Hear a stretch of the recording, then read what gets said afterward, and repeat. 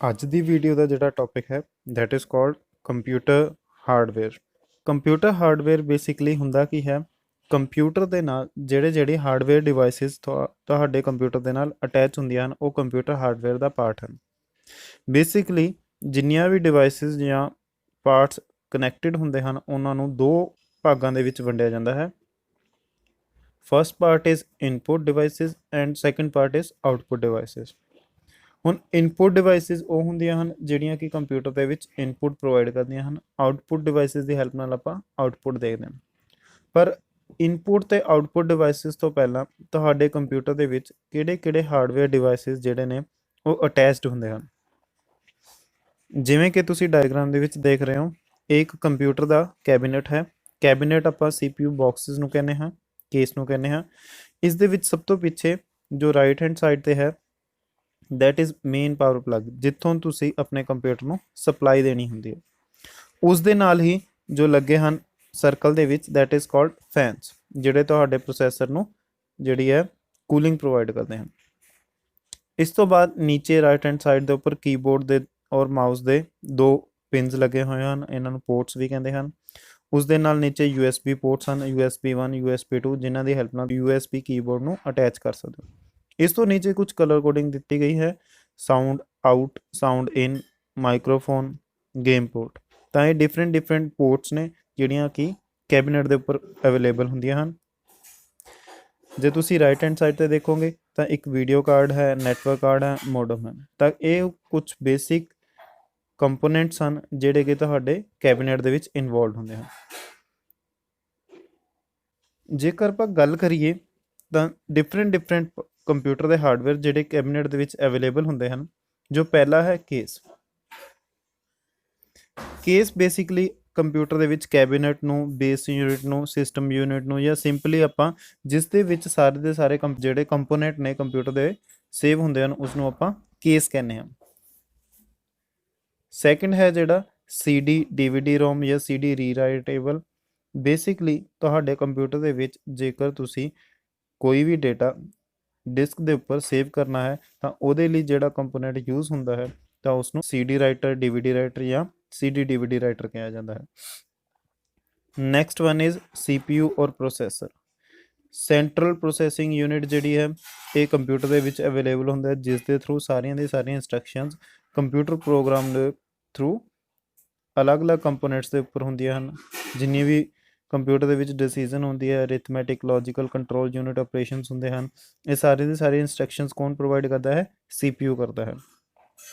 ਜੋ ਨੈਕਸਟ ਹੈ that is case fan.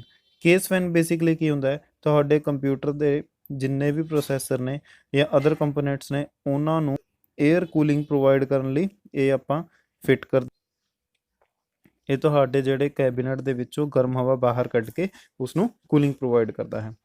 Second line ਦੇ ਵਿੱਚ ਜੋ ਫਸਟ ਹੈ CPU fan. CPU fan basically ਕੀ ਹੈ, ਤੁਹਾਡੇ ਪ੍ਰੋਸੈਸਰ ਨੂੰ ਕੂਲਿੰਗ ਪ੍ਰੋਵਾਈਡ ਕਰਨ ਦੇ ਲਈ ਯੂਜ਼ ਹੁੰਦਾ ਹੈ, ਕਿਉਂਕਿ ਕੰਪਿਊਟਰ ਜਦੋਂ ਚੱਲਦਾ ਹੈ ਤਾਂ ਉਸ ਦੇ ਵਿੱਚ ਜਿਹੜੀ ਵਾਰਮ 에ਅਰ ਹੈ ਉਹ ਇਨਸਾਈਡ ਜਿਹੜੀ ਹੈ ਪ੍ਰੋਡਿਊਸ ਹੋ ਜਾਂਦੀ ਹੈ, ਤਾਂ ਉਸ ਨੂੰ ਐਕਸਪੈਲ ਕਰਨ ਦੇ ਲਈ ਆਪਾਂ CPU ਦਾ ਫੈਨ ਯੂਜ਼ ਕਰਦੇ ਹਾਂ। ਜਿਹੜੀ ਹਾਰਡ ਡਰਾਈਵ ਹੈ ਉਹ ਬੇਸਿਕਲੀ ਤੁਹਾਡੀ ਹਾਰਡ ਡਿਸਕ ਹੈ, ਜਿਸ ਦੇ ਉੱਪਰ ਤੁਸੀਂ ਡੇਟਾ ਸਟੋਰ ਕਰ ਸਕਦੇ ਹੋ ਜਾਂ ਰਿਟਰੀਵ ਕਰ ਸਕਦੇ ਹੋ। Next one is keyboard mouse. Keyboard mouse ਤੁਹਾਨੂੰ ਪਤਾ ਹੀ ਹੈ ਇਨਪੁੱਟ ਡਿਵਾਈਸਿਸ ਹਨ ਜਿਨ੍ਹਾਂ ਦੀ ਹੈਲਪ ਨਾਲ ਤੁਸੀਂ ਟਾਈਪਿੰਗ ਕਰ ਸਕਦੇ ਹੋ। ਮਾਊਸ ਨਾਲ ਤੁਹਾਡੇ ਕੋਲ ਐਰੋ ਸ਼ੇਪ ਦੇ ਵਿੱਚ ਇੱਕ ਆਈਕਨਸ ਬਣੇ ਹੁੰਦੇ ਨੇ, ਉਸ ਦੀ ਹੈਲਪ ਨਾਲ ਤੁਸੀਂ ਉਸ ਨੂੰ ਸਿਲੈਕਟ ਕਰ ਸਕਦੇ ਹੋ। Next one is memory. Memory basically it is called RAM.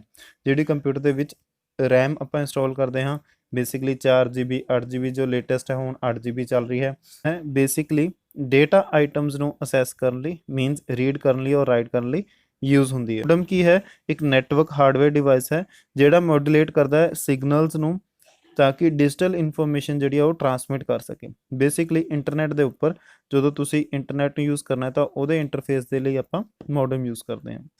Next one is monitor. Monitor ਤੁਹਾਨੂੰ ਪਤਾ ਹੀ ਹੈ ਕੰਪਿਊਟਰ ਦੇ ਉੱਪਰ ਤੁਹਾਡੇ ਕੋਲ ਡਿਸਪਲੇ ਪ੍ਰਿੰਟ ਕਰਨ ਲਈ ਜਾਂ ਡਿਸਪਲੇ ਤੇ ਆਊਟਪੁੱਟ ਪ੍ਰੋਡਿਊਸ ਕਰਨ ਲਈ ਆਪਾਂ ਮੋਨੀਟਰ ਯੂਜ਼ ਕਰਦੇ ਹਾਂ। ਉਸ ਦੇ ਨੀਚੇ ਹੈ ਪਾਵਰ ਸਪਲਾਈ। ਪਾਵਰ ਸਪਲਾਈ ਕੀ ਹੈ? PSU that converts AC to low voltage regulated DC power। Means ਤੁਹਾਡੇ ਇੰਟਰਨਲ ਕੰਪਿਊਟਰ ਦੇ ਕੰਪੋਨੈਂਟਸ ਨੂੰ ਲੋ ਵੋਲਟੇਜ DC ਪਾਵਰ ਪ੍ਰੋਵਾਈਡ ਕਰਨ ਲਈ ਆਪਾਂ PSU ਪਾਵਰ ਸਪਲਾਈ ਯੂਜ਼ ਕਰਦੇ ਹਾਂ। Next one is motherboard. ਜਿੰਨੇ ਵੀ ਕੰਪੋਨੈਂਟਸ ਨੇ ਉਹ ਸਾਰੇ ਦੇ ਸਾਰੇ ਮਦਰਬੋਰਡ ਨਾਲ ਅਟੈਚ ਹੁੰਦੇ ਹਨ। Motherboard is just like base of your cabinet. Next one is NIC, network interface card. Network interface card basically ਹੁੰਦਾ ਕੀ ਹੈ? ਨੈਟਵਰਕ ਇੰਟਰਫੇਸ ਕਾਰਡ ਦੀ ਹੈਲਪ ਨਾਲ ਤੁਸੀਂ ਇੰਟਰਨੈਟ ਨੂੰ ਐਕਸੈਸ ਕਰ ਸਕਦੇ ਹੋ। ਸਾਊਂਡ ਕਾਰਡ ਬੇਸਿਕਲੀ ਇੱਕ ਇੰਟਰਨਲ ਕੰਪਿਊਟਰ ਦਾ ਐਕਸਪੈਂਸ਼ਨ ਕਾਰਡ ਹੈ, ਜਿਹੜਾ ਕਿ ਤੁਹਾਨੂੰ ਇਨਪੁਟ ਤੇ output of audio signals provide ਕਰਦਾ ਹੈ। ਠੀਕ ਹੈ ਜੀ। Next one is video card. Video card basically ਕੀ ਹੈ? It helps in generating output image to the display. ਤੁਹਾਡੇ ਮੋਨੀਟਰ ਦੇ ਉੱਪਰ LCD ਦੇ ਉੱਪਰ ਜਿਹੜੀ ਇਮੇਜ ਹੈ ਉਸਨੂੰ ਡਿਸਪਲੇ ਕਰਨ ਲਈ ਆਪਾਂ ਵੀਡੀਓ ਕਾਰਡ ਯੂਜ਼ ਕਰਦੇ ਹਾਂ। Next one is speaker. Speaker basically ਤੁਹਾਨੂੰ ਸਾਰਿਆਂ ਨੂੰ ਪਤਾ ਹੀ ਹੈ, ਕੰਪੈਟੀਬਲ ਕੰਪਿਊਟਰ ਦੇ ਵਿੱਚ PC ਸਪੀਕਰਸ ਹੁੰਦੇ ਨੇ ਜਿਹੜੇ ਬਿਲਟ ਇਨ ਤੁਹਾਨੂੰ audio. Zip drive and floppy drive, ਇਹ ਬੇਸਿਕਲੀ ਪੁਰਾਣੇ ਟਾਈਮ ਦੇ ਵਿੱਚ ਯੂਜ਼ ਹੁੰਦੀਆਂ ਸੀ। ਅੱਜ ਦੇ ਟਾਈਮ ਦੇ ਵਿੱਚ ਜਿਹੜਾ CDs TVDs ਔਰ ਮੋਸਟਲੀ ਜੋ ਹੈ ਹੁਣ ਅੱਜ ਦੇ ਟਾਈਮ ਦੇ ਵਿੱਚ ਪੋਰਟੇਬਲ ਹਾਰਡ ਡਿਸਕ ਯੂਜ਼ ਹੋਣ ਲੱਗ ਗਈਆਂ, ਜਾਂ ਆਪਣੇ ਕੋਲ USB ਡਰਾਈਵਸ ਯੂਜ਼ ਹੁੰਦੀਆਂ ਨੇ। ਤਾਂ ਇਸ ਤੋਂ ਪਹਿਲਾਂ ਜਿਹੜਾ ਸੀ ਫਲੋਪੀ ਡਰਾਈਵ ਔਰ ਜ਼ਿਪ ਡਰਾਈਵਸ ਯੂਜ਼ ਹੁੰਦੀਆਂ ਸੀ ਫੋਰ ਸਟੋਰਿੰਗ ਦਾ ਇਨਫੋਰਮੇਸ਼ਨ ਔਰ ਡੇਟਾ।